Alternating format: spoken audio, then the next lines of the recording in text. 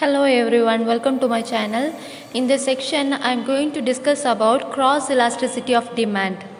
If you are new to my channel, please subscribe. Let us now start. Before explaining the cross elasticity of demand, let me explain about elasticity of a demand.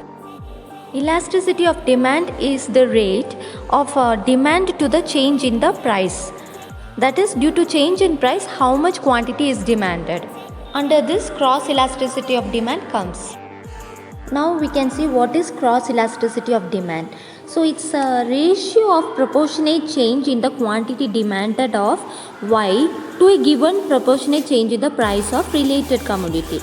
That is, it is measure of relative change in the quantity demanded of a commodity due to a change in the price of its substitute complement.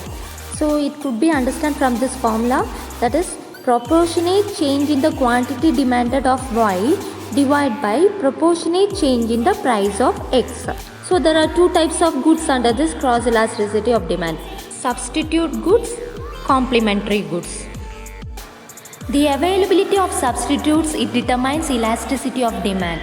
For instance, tea and coffee are substitutes. The change in the price of tea affects the demand for coffee. So the demand for coffee and tea is elastic.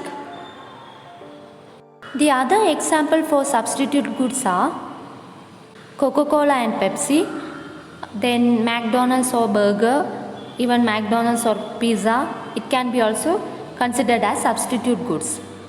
Next one is complementary goods. So complementary goods, it is the case of commodity being demanded jointly, such as car and petrol. So its elasticity, it will be directly governed by the elasticity of other commodity which are jointly demanded in the market. We know that petrol is necessary to run the car.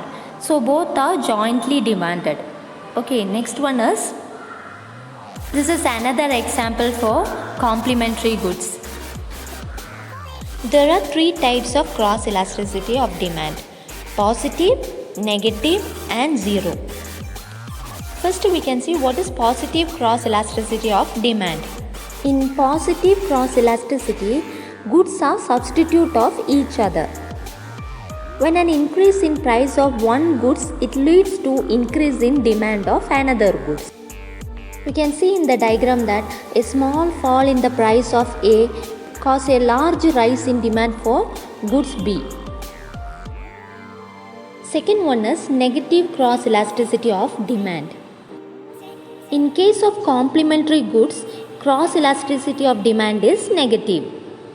Proportionate increase in price of one commodity, it leads to proportionate fall in demand of another commodity because both are demanded jointly. In the diagram we can see that a large drop in the price of F causes only small rise in the demand for the goods E. So next one is zero elasticity of demand. It occurs when two goods are not related to each other. For instance, increase in price of car, it does not affect the demand for cloth. We know that when the price of the car is increasing, then there will be no changes in the demand for cloth. So the cross elasticity of demand is zero. In this video, I have explained about what is cross elasticity of demand, then types of goods which comes under cross elasticity of demand, then what are the types of cross elasticity of demand, that is positive, negative and zero.